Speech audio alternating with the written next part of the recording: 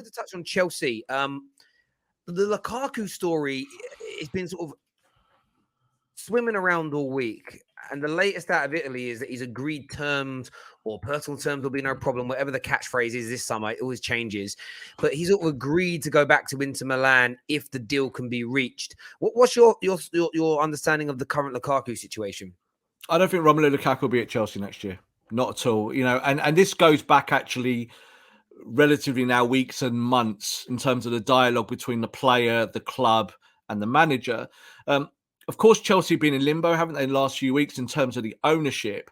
But I think there's a very, very clear opinion here from maybe the coaching staff at Chelsea, is that Romelu Lukaku does not fit what they need in this football team. He did actually end the season, I think, as Chelsea's top scorer, but yet is a complete and utter failure because he doesn't really give Tuchel what he needs.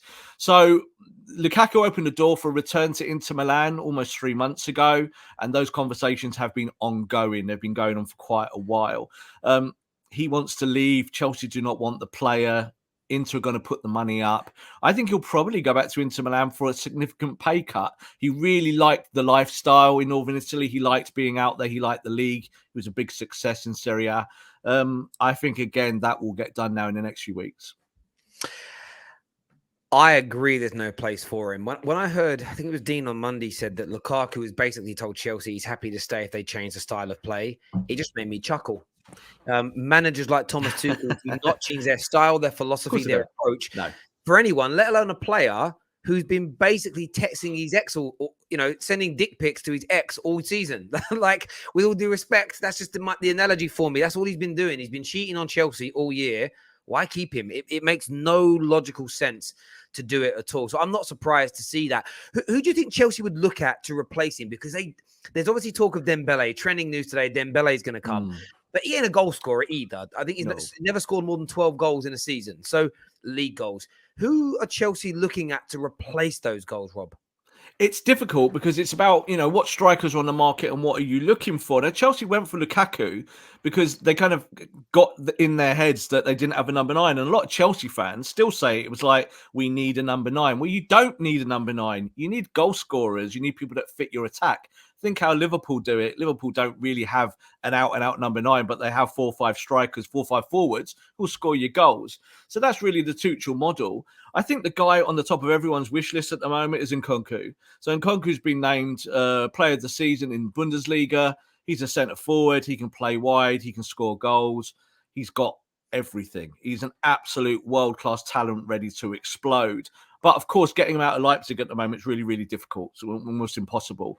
Of course, Chelsea got fantastic links in the Bundesliga with the clubs out there. So they have those communications. But if they were going to look for a centre forward and look for a striker, someone that can do different things for them and score goals and fit the system, then I don't think you can get better than Nkunku at the moment. People are really high on Haaland because of what Haaland's done in the last 2 or 3 years, and they think he's going to be an automatic success at City. I don't believe that. I think it's going to be a tough transition for him.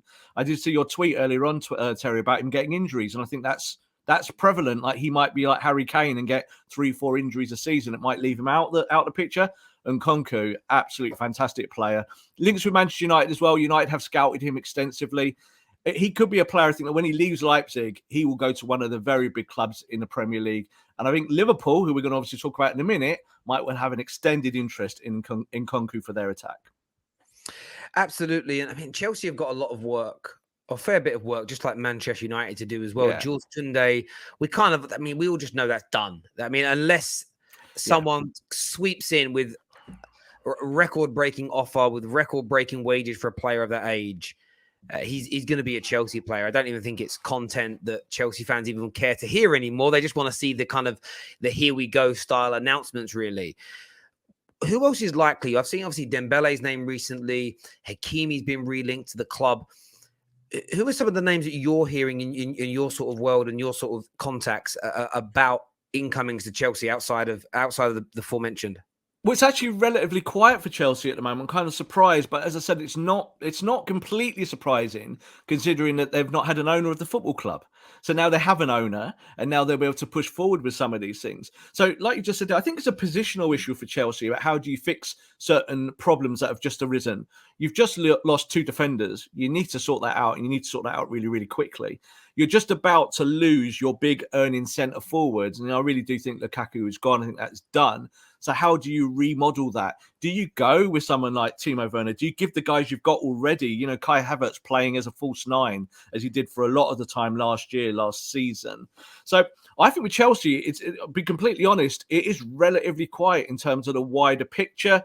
Dembele's been linked. I'm not 1,000,000% about that. I think, again, there's something not right about that. It sounds a little bit more like hot air. It could be a case that I think London would be a destination that he would be interested in. But overall at Chelsea, I think it's more about moving these players out quickly now and being able to then find their targets. And then we'll actually see a little bit more action in West London. Yeah, it's going to be interesting to see, and that kind of kickoff, as you say, it has been a little quiet, barring the usual suspects, especially in the midfield area. Because Tchouaméni was the name that Chelsea fans are screaming. He'd gone to Real Madrid. Yeah. We kind of know Declan Rice is the guy for them. They want Declan Rice, but 120 million. Like West Ham are digging them heels in and saying, pay us or you don't get him. And it's just such an expensive deal. It's going to eat into the budget for other people, really, isn't it? Yeah, and they've got to decide what they do with Kante. So the thing is with Kante is that at his very best, he's still one of the best central midfielders in the world, but he is suffering with injuries now and he is getting older. So he's now going into the last year of his deal. It really depends if Chelsea give him a new deal. I think you'll see the whole midfielder issue kind of move off the table. So you're saying that they want Declan Rice. They did inquire about Declan Rice several times over the last year or two. But they're not massively high on Declan. They're really not. I think there are other takers for Declan Rice above Chelsea.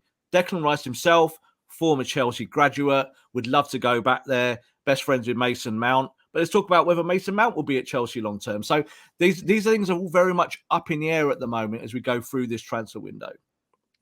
Yeah, it's intriguing that I've seen that the link. I've seen Man United recently linked to Mason Mount in terms of tracking him and the new deal and everything else.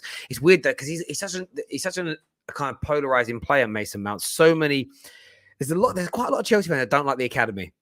Some love it and they praise it beyond belief. Others have got a real bone of contempt. But we get that with Man United now as well. Some people just don't like the hype around academy players, which I don't know. I suppose I'm old fashioned, really, and sentimental. So I like a romance story of a player coming through the ranks from the age of 10, becoming your star player, but not for everybody, I suppose.